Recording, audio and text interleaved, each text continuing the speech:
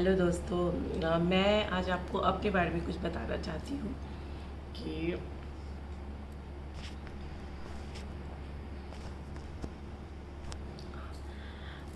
कि मैं कौन हूँ, मैंने क्या पढ़ाई किया है, मैं यूट्यूब पर कैसे आई।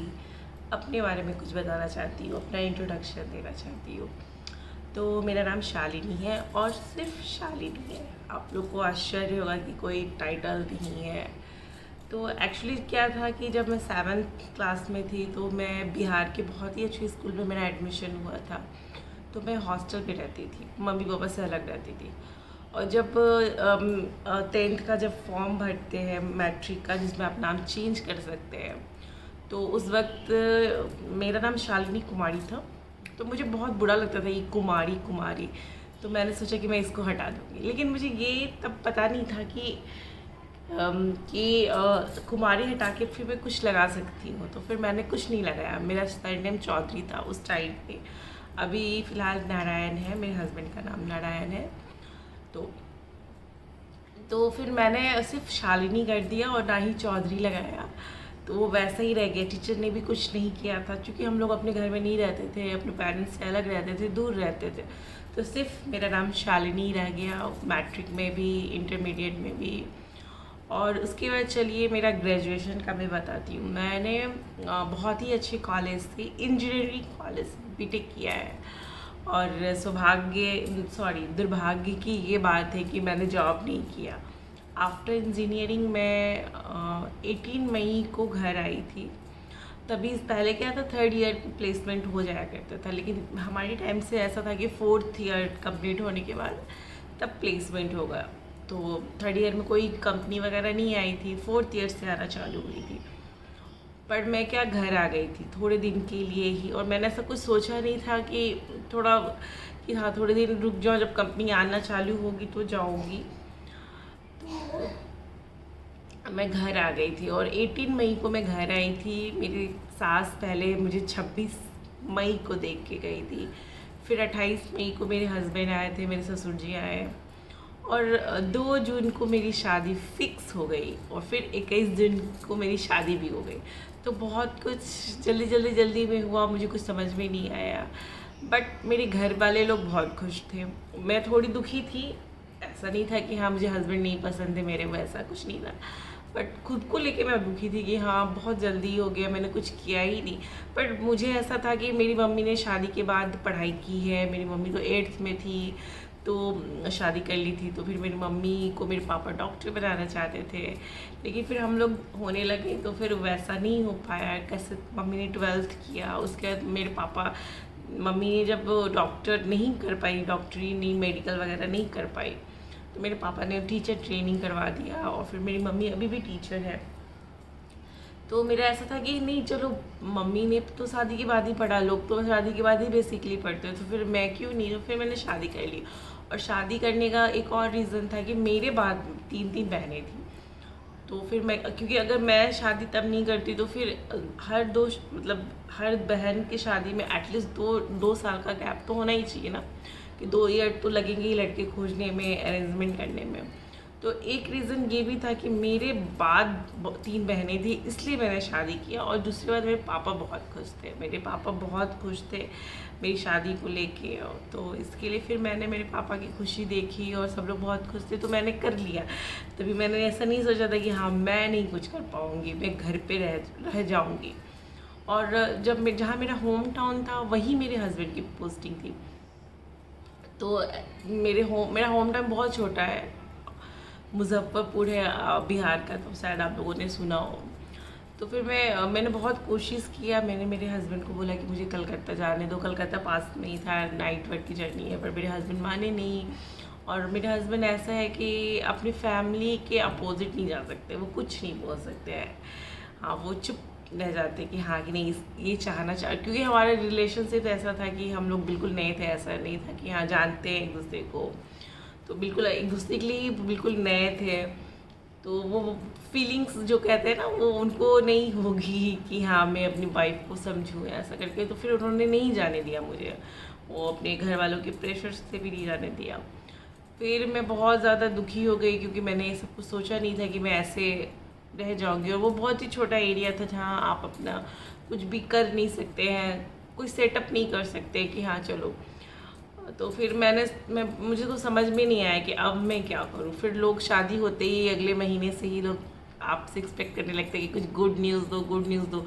तो वो सबसे मेरा बहुत दिमाग ख़राब होता था, क्योंकि मैं अपने लिए बहुत ज़्यादा परेशान थी, मैं बहुत रोती थी, बहुत दुखी थी। फिर कैसे फिर मैंने गवर्नमेंट जॉब देना चालू किया, मतलब एग्ज़ाम उसका देना चालू किया, बैंक वगैरह का मैंने स्टार्ट किया। पर प्रॉब्लम क्या था ना कि मेरा मुजफ्फरपुर मेरे हस्बैंड रहते थे, मेरी सास भी मेरे साथ ही रहती थी, हमारी शादी रहती थी। लेकिन पटना मेरा ससुराल था। तो हर वीक में सैटरडे को सब लोग पटना जाते थे, और फिर मंडे को मॉर्निंग सब लोग अपनी ड्यूटी पे आते थे। मेरे हस्बैंड की पोस्टिंग भी मुजफ्फरपुर थी। तो इस दौरान 3 दिन मेरा कुछ पढ़ाई लिखाई नहीं हो पाता था। मैंने बहुत बार अपनी सास से बोला, अपने हस्बैंड से बोला कि मुझे रहने दो, मैं घर पे ही रुक जाऊंगी, मम्मी के घर चली जाऊंगी, मम्मी तो पास ही रहती थी। और मैं चूँकि मम्मी का पास था, तो मेरी जब भी सास गायब रहती थी, वो जॉब करती थी, तो मैं अक्सर मम्मी के घर चली जाया करती थी। पर वो लोग मानते नहीं थे। तो मेरी सास का ऐसा कहना था कि मैं झूठ बोलती हूँ और मैं बहाने मारती हूँ, ससुराल नहीं जाना चाहती हूँ। तो यही सब इशू था। तो फिर बस यही सब में, और मुजफ्फरपुर बहुत छोटा सा जगह है, तो प्रिपरेशन वगैरह भी कोई बताने वाला नहीं था, जो करना था खुद से करना था। तो कैसे तैसे करके मेरा 2 साल वहाँ बीत गया, 3 साल शायद बीता था। लेकिन हाँ, तभी उसी बीच मैं प्रेग्नेंट हुई 2.5 साल के बाद। और उसी बीच मेरे हस्बैंड का ट्रांसफ़र, जो मेरा पहला ट्रांसफ़र था, भुवनेश्वर हुआ। मैं बहुत खुश थी। तभी मैं 3 महीने की प्रेग्नेंट थी। मेरी मम्मी मुझे नहीं जाने देना चाह रही थी, क्योंकि वहाँ मैं अकेले रहती, अपना ख्याल शायद नहीं रख पाती। लेकिन मैं बहुत ज़िद करके गई, मुझे नहीं जाना है, जाना है। और मुझे मेरा था कि अब मैं पढ़ सकती हूँ, थोड़ा बहुत भी, थोड़ा शांत रहेगा घर में। हस्बैंड तो ड्यूटी पे चले जाएंगे, तो घर में कोई रहेगा नहीं, तो मैं पढ़ पाऊँगी, कोई ज़्यादा डिस्टर्बेंस भी नहीं था। तो मैं बहुत ज़िद करके चली गई। और विद इन 1 मंथ, चूँकि नया जगह था, काम वाली नहीं मिल रही थी, और मेरे हस्बैंड ऐसे तो बहुत अच्छे हैं, बट वो इस तरह से आपको हेल्प करने के पर्पज़ से नहीं है। पहले तो और नहीं करते थे, अब तो थोड़ा बहुत, जब कोरोना स्टार्ट हुआ तो उन्होंने थोड़ा बहुत मेरी हेल्प करना सीखा। लेकिन वो बहुत लड़ने पे, झगड़ने पे तब जाके कहीं, क्योंकि फिर मैं पाखी का भी पूरा करना पड़ता था, उसका अब तो स्कूल वगैरह भी चालू हो गया था, पढ़ाना पड़ता था, प्लस आहाना रहती थी, खाना बनाना, झाड़ू करना, बर्तन करना, पोछा करना, घर साफ़ करना, तो पॉसिबल नहीं था। तो मैं बहुत लड़ती थी, तो थोड़ा बहुत कर देते थे। हाँ, किया उन्होंने। इस कोरोना के दौरान मैं जैसे बर्तन मांज देती थी, क्योंकि मेरे बैक में बहुत इशू है, बहुत दर्द होता है, तो वो धो देते थे। तो उस टाइम पे जब हम लोग नए नए भुवनेश्वर में गए थे, तो वो कुछ नहीं करते थे। तो उस टाइम पे भी मैं 3 मंथ की प्रेग्नेंट थी, और तब तक काम वाली वगैरह नहीं मिली थी, तो कुछ दिन मुझे करना पड़ा था। सामान नहीं आया था, तो खाना वगैरह बाहर से खाना पड़ता था। और पता नहीं क्या हुआ, फिर वो 3 महीने का बेबी ऐसे मिसकैरेज हो गया। तो मैं बहुत ज़्यादा अपसेट हो गई, बहुत ज़्यादा दुखी हो गई। फिर मम्मी आई, मम्मी के सामने स्ट्रॉन्ग बनती थी कि हाँ कुछ नहीं हुआ, कुछ नहीं हुआ। लेकिन जब मम्मी 1 वीक 10 दिन रहने के बाद चली गई, क्योंकि मेरी मम्मी ज़्यादा दिन नहीं रुक सकती थी, क्योंकि वो जॉब करती है, टीचर है। तो फिर डॉक्टर ने भी 6 मंथ के लिए मुझे रेस्ट पे बोल दिया था। तो मैं कहीं भी जाती और छोटे से बच्चे को देखती तो मुझे बहुत ज़्यादा ये हो जाता था। और ऑलमोस्ट मेरी शादी को 3 साल हो चुके थे, नहीं 2.5 साल तक हुआ था, क्योंकि पाखी हुई थी 3.5 साल के होने के बाद, मेरी शादी के 3.5 साल नहीं 4.5 साल के होने के बाद। तो इसलिए मैं अब लेट नहीं करना चाहती थी। तो फिर 6 मंथ के गैप के बाद फिर मैं कंसीव कर गई। और इस बार मैंने बहुत अपना ख्याल रखा, पढ़ाई लिखाई को मैंने छोड़ दिया कि नहीं मुझे पढ़ना नहीं, पहले बेबी अच्छे से आ जाए। फिर पाखी आ गई। फिर पाखी आने के बाद जब पाखी 2 साल की थी, 2.5 साल की थी, तो फिर मैं सूरत चली गई। और सूरत में मैंने पहले उसको डे केयर में डाला, कुछ 2-3 महीने के गैप के बाद। तो मेरे हस्बैंड वगैरह राजी नहीं थे क्योंकि छोटा सा बच्चा है, डे केयर में क्या जाएगा। लेकिन फिर मैं बहुत जिद, क्योंकि मुझे एग्ज़ाम वगैरह लिखना था और छोटा बच्चा घर पे रहता तो मैं पढ़ नहीं पाती।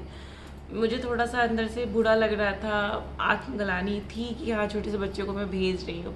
बट गुजरात बहुत ही सेफ़ है इन चीज़ों के मामले में। आप रात के लड़की हो के आप रात के 12 बजे 1 बजे आराम से घूम सकते हैं, कोई आपको कोई प्रॉब्लम नहीं होगा, और जगह ऐसा नहीं है। तो गुजरात था, इसके लिए फिर मैंने था, और मुझे कुछ करना था जो कि पाखी के पास होते, मैं तो नहीं पढ़ पाती। उसमें भी फिर काम वाम तो रहता ही है, झाड़ू पोछा बर्तन के लिए मैंने रख लिया था, लेकिन खाना बनाना वगैरह तो खुद से ही करना पड़ता था। तो फिर पाखी को मैंने डे केयर में डाला। स्टार्टिंग में मेरे हस्बैंड ने बहुत ज़्यादा नाटक किया, लेकिन जब उनको लगा कि नहीं बच्चा सीख रहा है, वो हर दिन नए नए पोएम आके बताती, बहुत अच्छी अच्छी वहाँ उनको उसको मैनर सिखाते, तो फिर मेरे हस्बैंड बहुत खुश हो गए कि नहीं चलो ठीक है। पाखी को मैं 9 बजे के आसपास छोड़ती, 9-10 बजे के आसपास, और शाम को 5 बजे ले आती थी। तो ये वाली वीडियो में यही सब आप करती हूँ। आगे की कहानी मैं नेक्स्ट वीडियो में आपको बताऊंगी। लेकिन बस इतना कहना चाहूँगी कि जो YT पे चल रहा है बहुत बुरा चल रहा है। इस तरह से लोग एक दूसरे से लड़ाई करके व्यूज़ लेते हैं, एक दूसरे को गाली गलौज करके व्यूज़ लेते हैं, तो वो बिल्कुल नहीं होना चाहिए। मैं आप सब लोग से ये रिक्वेस्ट करना चाहूँगी कि ऐसी चीज़ों को ना देखें, लड़ाई झगड़ा ना देखें, ताकि उन्हें बढ़ावा ना मिले और ये चीज़ ख़त्म हो। बहुत बुरा है, बहुत गलत है। लोग एक दूसरे पे कितनी गंदी गंदी लोग एक दूसरे को श्राप देते हैं, बददुआ देते हैं, तो बहुत ही ज़्यादा पेनफुल है। तो आप लोगों से रिक्वेस्ट है कि ऐसे वीडियो को ना देखें, बढ़ावा ना दें लड़ाई झगड़ा को। और आगे की कहानी में नेक्स्ट वीडियो में आप लोगों के साथ शेयर करूँगी। तब तक के लिए बाय।